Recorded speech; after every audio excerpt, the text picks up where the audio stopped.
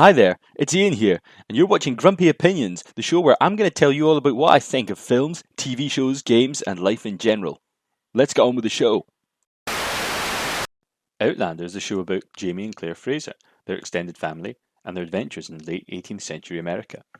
And before I get going, I just want to correct a wee mistake I made last week, because I got the actors confused between Caherton and Satarones.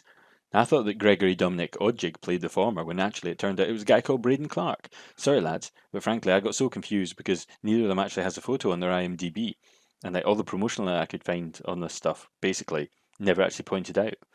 But anyway, episode 13, Man of Earth, starts up with a cheeky wee shot of some 60s kids playing cowboys and Indians, while a Native American guy looks on with a bit of a raised eyebrow.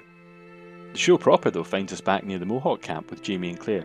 They're all a bit wary but eager to get in and find Roger.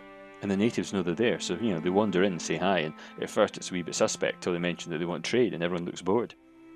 Then wee Ian mentions Roger, and Caherton pops up and realises that this isn't going to be a 2-minute conversation, so they get out the chief to make it all official and come down and sort things out. And he clocks what's up and that they want to trade for Roger, and he looks a wee bit bemused by it all, and he's probably thinking, stupid fucking white man. But anyway, they're showing off their wares, and Claire's stone pops out of her dress and it freaks everyone out totally. And they mention some guy called Ottertooth, but they won't elaborate, and all the deals are off, and they're told that they've got to go now. So they regroup, and Jamie's all I'm gonna go in and Fort William this, and Claire's no, probably don't do that. And they make camp to have a wee think, and then they get attacked by the cross Mohawk lady from the other week. And after a wee scuffle, they calm down and talk, and turns out that she wants the stone because they think it's magic or holy or something. And over the campfire she tells the story of Ottertooth, and he's a man who said he came from the future and warned them to kill white men, so to stop from the Native Americans getting wiped out. And then he came back scalping white people and stuff and soothsaying, and kind of freaked everyone out a wee bit, so they banished him. But he wouldn't stay away, so they ended up having to mark him for death, literally, and then do a bad chop on the top of his head, and then cut it off completely. And of course, this is the same dude that Claire saw early in the season as a ghost when she found his skull, and she knows full well that he's a fellow time traveller, but doesn't say anything. And anyway, they make a deal so that if the lady helps them get Roger, the stone can be just hers, and they don't mind. So they sneak in, and they're almost there. They've almost got out completely scot-free. And then Satarones walks up, and he fires off a warning shot, and that calls all the boys to the yard, and then it's a mad dash to the river, and they only end up getting caught. And the chief, he's quite a reasonable chap. I mean, he doesn't really want strife and problems, so he banishes the wifey, and then he tells Jamie and Claire that they can just go, but they can't have Roger, because no deals have been made. So Jamie offers himself up as a trade and tells Ian to translate. Stupid fucking white man. So then he has a heartfelt goodbye with Claire, but then Ian turns around and he goes, yep, done deal, but it's actually me that's staying. Okay. So there's even more goodbyes, and then it's back on the road. And finally Roger snaps and just starts laying into Jamie, and Jamie actually lets him, because it's only fair. And meanwhile Ian's going through a similar beaten up gauntlet to the one Roger did, but he actually passes through with flying colours and gets made an honorary member of the football team or something.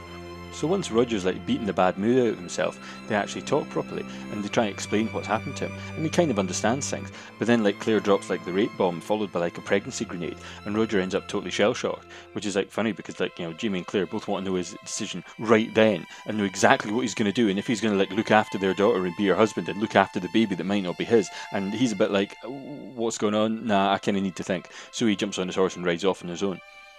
Meanwhile, back at Riverrun, Murtaugh's hanging about with Jocasta, getting well fed and stuff, and talking about Bree's engagement and being surprised and getting told off about being a regulator and a troublemaker. And Bree, on the other hand, she's just a bit baby apprehensive and she's having a crap time drawing, but she's generally glad to see Murtaugh, and they have a wee bit of a chat and catch up. And anyway, it starts to come to a head between Murtaugh and Jocasta later on, when she accuses him of trying to manipulate her. Because of course Murtaugh and Joe go back a long way, and she's known him a long time, and she thinks that he's always been sleek and tricksy. And then she throws a drink in his face. And just when you think things are going bad, it turns out that maybe she was just playing hard to get, since the next thing you know, they wake up in the bedroom having done the dirty. Old people, honestly, can't leave them by themselves. Anyway, at the other end of that kind of thing, Bree's having her difficult poo face and actually drops out a lovely wee baby boy. And a couple of weeks later, Mum and Dad show up alone, and she's not happy. But she's relieved when they tell her that Roger's still alive. And then they plan to go home to Fraser's Ridge because a shed is a much better home for a baby than a mansion. What? Stupid fucking white man. Anyway, they have dinner because that's important or something, but nothing else happens in that scene. Strange. And just as they're getting stuff together to head off, a lone rider comes up over the hill, and Bree must have been waiting on a postcard or something, because she tears out the house and goes screaming towards him, and of course it turns out it's Roger, and it turns out he wants her, and he wants the baby, no question asked. Oh, And then just as they're meeting up, a whole troop of redcoats come flying past, so Ulysses and Murtagh go off to play hide the Fitzgibbons in the cupboard, and it's Jamie turns out they're after, and they actually have an important letter from Governor Tryon. I mean, it turns out it's not a bad thing, or is it? Because he's just been told he's got to form a militia and hunt down the regulator leader, his own godfather, Murtagh Fitzgibbons. Boom! End of season. So what did I think? Well, before I get into that, I just want to actually say that, my audience, I know that you enjoy these videos and stuff, but maybe you don't know that I'm actually on Twitter. I always put up at the end of the video, but maybe people don't stay that long. But anyway, it's at Grumpy Opinions. Easy to remember, all one word, no spaces, no underlines, nothing. Just Grumpy Opinions. Anyway, find me on Twitter, have a wee chat, see what you think. Tell me when you think I'm wrong, tell me when you think I'm right. Anyway, let's make this a little bit more of a community. But getting on with it, it's been an absolutely crazy season here in the New World. And this finale, in a lot of ways, I think is kind of a fitting conclusion to this part of the story. It's also kind of a microcosm of the season in general, and I think it kind of encapsulates things that are both good and kind of bad about the show this season. I mean, first off the bat, obviously the good. Now, let's start at the end. I actually really, really like this ending. I think it's interesting because it sets up a major conflict going forward. And the season has mostly been made up of kind of smaller personal squabbles and emotional conflict, and most of which has actually now been kind of tied up. So we need to know where the show's going to go, because otherwise, I mean, that's basically the happiest ending you can have. If you just cut it off basically at the point where Roger turned up, I mean, literally everybody's happy, everybody's in a good place, everyone's like either married or hooked up with somebody, and basically everyone's going to head off to like Fraser's Ridge and live a happy life being a farmer somewhere. Nobody really knows what's going on. But suddenly, boom, like Tryon suddenly sent this letter and gone, right, well that's it. Now you've got to go and find and kill this guy. And who's the guy? Your own godfather. Now, wow, I mean that's pretty major. And I think it's interesting because, the regulator conflict is a major plot point going forward. I mean, I know I'm making a big deal out of a 10-second moment just before I cut to black, but as a non-book reader, this kind of stuff actually makes me invested in the larger universe because it ties up like the character stuff, into something going forward that's much bigger than everything. But otherwise, what do you have? I mean, you've got Jamie and Claire together; they're all happy. Murtagh and Jocasta are together. I mean, although he's technically a fugitive. Roger and Bree are together until the next argument. Even Fungus and Parsley are like coming up to Fraser's Ridge, and they're all happy. And I imagine Jamie and Claire are going to be happy having literally all the birds back in the nest. I mean, let's face it, everyone's basically is in a good place. And I also liked that Murtagh and Jocasta got together, although I could see it kind of coming a mile off. Although actually, I always assumed that she was with Ulysses in secret. I mean, sorry, pal, clearly you're not. But more than that, I thought everything was acted quite well. I mean, it was all reasonably enough done. I mean, some of it was a little bit brief and hurried, but generally it was good. And I was also really chuffed to see like the Iraqi getting more screen time. The Mohawk. And it was like a wee snapshot into these people's lives. And it seemed like a reasonable portrayal. Like it wasn't too nice and noble, because a lot of time in TV, people bend over backwards to try and portray like Native Americans as super nice and stuff, because they feel guilty. And it also didn't show them as being savage or caricatured, because, again, that's people go the other way or used to, like in the olden days, just by making them look weird savages. But anyway, it's a shame in some ways, and this is going to seem like an odd comment, but it's a shame to me in some ways that this all happened on this show. And hold on, put down the pitchforks. I mean, what I mean by that is Outlander is a very specific show in the way it's made and the way it's written and the target audience. And because of that, it means it kind of limits the people that see it. And it pretty much guarantees that, unfortunately, we probably won't get any spin off shows from Outlander. I mean, honestly, I'm just being honest here. I don't think there will be, because I don't think there's a wide enough audience. There's a hardcore of fans, and there's a slightly wider bunch of folk who enjoy the show, like me, because maybe you're from Scotland or because you've got relatives there, and other folk who like historical TV shows and like it. But I mean, it's not like up there in Game of Thrones figures, and I don't really see it getting a spin off or anything like that. I mean, if it did, it might be the Lord John stuff, but I mean, I don't see that being as much of an audience spinner either. I mean, I just don't, honestly, being realistic, I don't really see that being made. And because of that, I don't think we'll get shows like anything like that. And I would really love to see, like, a Mohawk show, or see more of them in the story. But because they live 700 miles away from the main story centre at Fraser's Ridge, it's unlikely that they're going to pop up again. And that's a shame. Because, I mean, honestly, can you imagine like a Vikings or Last Kingdom style show all about these Native American Mohawks? I mean, that would be absolutely amazing, especially with these actors and the characters that we've seen.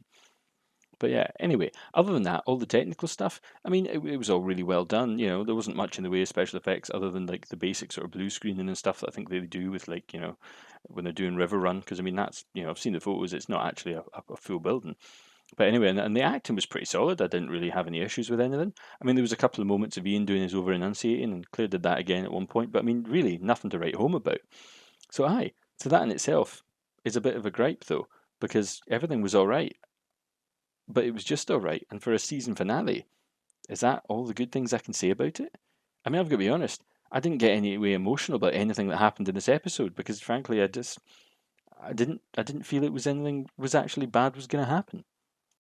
And I think that's part of the problem because I don't think there was really any sense of jeopardy. I mean, a tiny wee bit when they were running away from the natives when everything started to go wrong, but that was really it. That was the only moment in the whole thing where I felt there was any kind of worry. And I didn't think for a second that Jamie was going to give himself over to the Mohawks. They were always going to find a way out of that because I mean, come on, honestly, this is Outlander. Do you really think Outlander is going to make Jamie and Claire be separate again? I don't think that's going to happen. If it happens, it's going to be for a very short time. It's just, I don't see that ever happening again. So, I mean, what things do I really have a problem with, though, in the show? I mean, it's nothing, the book fans probably had issues with because, I mean, good God, Twitter was absolutely mental because the morning after the show, people have been up in arms. I mean, I read it online, like, people were crazy because Jamie and Claire didn't make it to the birth in time, and that's really important, apparently, because he had to hold the baby or something, and that's important because there's a really important scene in the book, and it means a lot going forwards or something. But as somebody who hasn't read the book, I honestly don't know why that's a big deal. I mean, if you don't know about it, you don't miss it. I can understand why it would be quite nice, but yeah, I'm not decrying that or any. I don't think anyone's wrong for feeling that. If you read the book and that was your favorite scene, totally cool. That's fine. But I'm really those specific scenes might be great, but for a finale, my issue with it is nothing felt that final. I mean, to be honest, it just kind of stops. As I said at the end, it ties everything up nicely, but it ties it up in a kind of, there you go. And also, the episode stopped being exciting halfway through. I mean, honestly, eh, after that, I kind of turned into a bit of ungainly fluff. I mean, they tried to crowbar so much into the last sort of half hour of the episode. Basically, the second half of the episode was just scene after scene after scene of stuff. And I felt like, right, this is stuff that they obviously need to get in, but I don't like the way it's been done. And I've talked an awful lot about adaptations of this show and about other things, and it interests me a lot, and that's why I talk about it so much.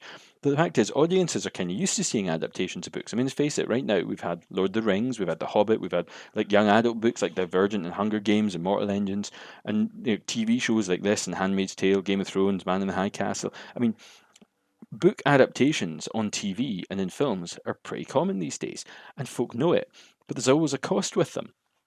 Because if you've got a built-in audience, then those audience often don't like changes. But those audiences are also the reason that these shows are successful. So, I mean, sometimes change is going to be unavoidable. I mean, look at this. You've got a 13-episode show coming from an 800-odd page book. Now, obviously, you're going to have to cut something. You're going to have to move some stuff around and chase stuff.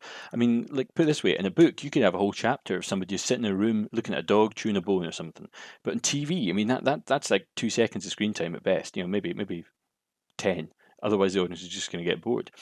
And you know that, and it's worth repeating because a good adaptation, knows that you've got to keep stuff, and other parts mean killing your darlings, as Oscar Wilde once said. Meaning of cutting out your favourite parts of the story because sometimes you need to. And do I think that Jamie and Claire should have been there for the birth? Actually, I do, but probably not for the same reasons that you might think. Because I don't think that the issue here was that it was logistically impossible for them to get back. I mean, it would have been difficult, but there wasn't any problem showing that time passage because you can do that with the magic of cinema. But I'm not sure you could have done it in this episode and not had it be dull or weird. And there was one way I can think of, but the episode would have had to been about 15-20 minutes longer, and it would have had to have more story threads. And particularly, a bit more story at Riverrun, and definitely part of the storyline would have had to have been about Roger. Because after last week, with a whole episode pretty much devoted to Roger stuff and time spent on that, they should have had more than 30 seconds of him trying to figure out whether or not he was going to suddenly be a baby daddy to potentially the kid of a rapist, murderer, pirate that he hates, and a husband to a lady that he's got a pretty bad relationship with thus far. I mean, he might love her to bits, but I mean, they bloody argue every 2 seconds. This is where you would want to have the big dark night of the soul in a TV show, not last week when he's trying to decide, whether or not to go and save a priest he only met the day before. And, that's where the screaming and the crying in the darkness should be, but we don't get it. And frankly, it might well ring false at this stage because the Roger arc's been so badly and poorly done this season. He's basically, they turned him into a character that most people don't even like. I mean, hell, I read something on Twitter the other day where some writer would turn around and actually basically said that she thought he was like the most toxic nice guy she'd ever seen on TV. And I actually couldn't really disagree with her. But I mean, sure, I think that if the episode was longer, and I know the budget obviously stops these things, but if it had been, then they could have made it more of a multi-hander. And then you could have like cheated the time passage and gotten Jamie and Claire back just in time, and they could have cooed cooed over the wee bear, and Sam could have had his moment looking sexy, holding a baby or whatever it is people like. But we would have needed to do that by changing the pacing. And the pacing this week was terrible because, I mean, let's face it, Ian runs a gauntlet, touches a guy's foot, and then the whole rest of the episode is just a stream of scenes that barely engaged people. I mean, especially that Bear Murtaugh one. I mean, oh Jesus, he looked like Peter Stringfellow. Also, after a night of, like, elder statesman and blind widow passion, is it just me, or does the hair not seem offy, neat and tidy and recently washed? Like, like maybe they just didn't want to mess up his wig on that last day of shooting or something? I mean, honestly, maybe I'm just being pernickety.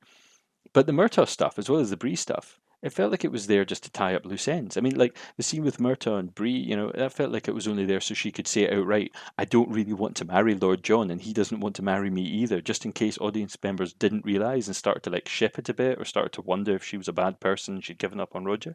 I mean, I think that also might have been just to alleviate that so that folk watching next season don't suddenly get surprised that John and Roger don't have like some kind of bad feeling like when they meet each other, presumably next season. And surely they must do. Another thing about side character stuff. I mean, Ian joining the Mohawk. I mean, like, we know he likes the natives and stuff, and they've dropped a couple of lines here and there, and we've had him speaking a language, and we saw him trading. I mean, he's clearly a polyglot at this point because he can apparently speak like Mohawk, and he can speak Cherokee, and he can speak bad Scots, because let's face it, Scots is pretty much his own language at this point. If anyone who can understand me, well done. But the fact that if you'd even consider the idea of suddenly like joining a tribe of like natives 700 miles away from like, his uncle and his wife, I mean, that's kind of crazy and suddenly out of nowhere because the character has been somewhat underserved in the show because they haven't shown him develop other than wearing clothes and stuff. We've never really gotten to know who Ian is. I mean, there've been a couple of little lines. And also, I've got to be honest, that one wee line about Jenny will understand. No, Jenny will not understand. And I think it's a bit silly, the fact that they threw that line in. It almost felt like a joke, to be honest, at this point. It's like, well, something else has happened with Ian. I'll write her a letter, she'll understand. But seriously, I mean, Ian's always been kind of a third tier importance character, far behind Jamie and Claire and behind Roger and Bree and, Lord John.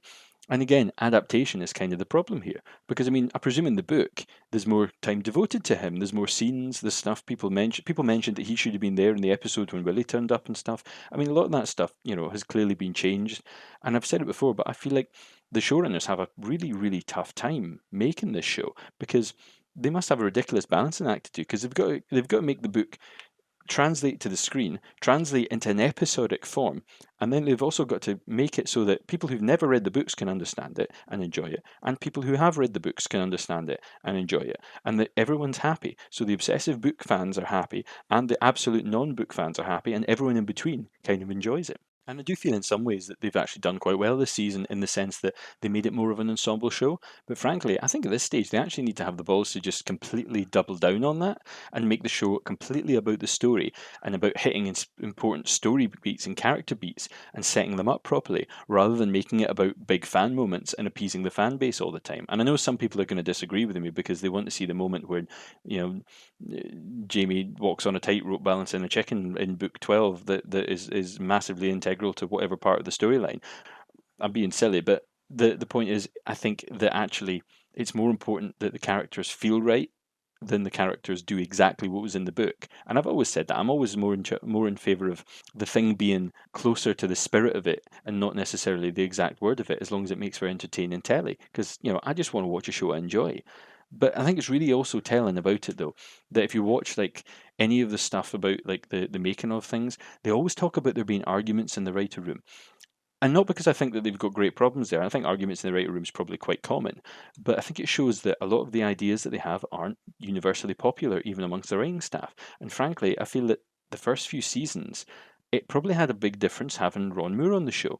I mean, and I'm not, big fanning out over Ron Moore, but I feel like since he's left the show, the balance of the book stuff versus the new stuff hasn't actually always been handled quite as well. And I feel like maybe his guiding hand was a little more helpful in that regard.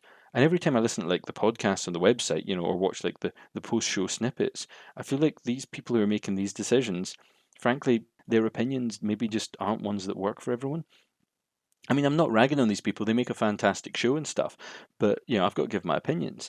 And it also makes me laugh every week that anytime that there's not that much Jamie and Claire stuff, I mean, literally almost every single podcast for the last like half the season, they've made a point of mentioning. Now, a lot of people obviously will notice, and Jamie and Claire really aren't in this episode, and we certainly know that Jamie and Claire are the heart and soul of this series, and we love them, Absolutely. and obviously they're our favorites. I mean, it got ridiculous a few weeks ago because one of them came out with some comment about a Bree scene, and they said, "Oh, but everyone complains about it, not enough Jamie and Claire. But if Bree's on screen, it's a Jamie and Claire show because she came out of Claire and was put there by Jamie. So I mean, it means that they're both technically on screen." And it's like, honestly, folks, do you think I came up the Clyde in a Barra? Like, really? I mean, don't talk down to the audience and try to treat everyone like they're simple. I mean, I understand what they're coming from and things. I understand that there's some people who really get kind of crazy about it. And I'm not saying it's not been an interesting season, but it's a season that I would say is probably nobody's favourite. And even though it's not bad, it's also not amazing. And I might do another wee video on the season as a whole, and I plan to try and do some more Outlander content through the Outlander, since, it could be a long time. But in the meantime, I kind of hope people stick with me if they can. I mean, as I said before, I've started doing Star Trek Discovery reviews. I'll be finishing off like season 1 of The Handmaid's Tale as well.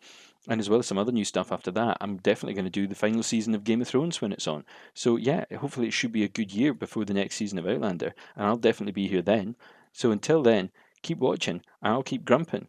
But for this season of Outlander, that's me done. I've been Ian, and those were my grumpy opinions.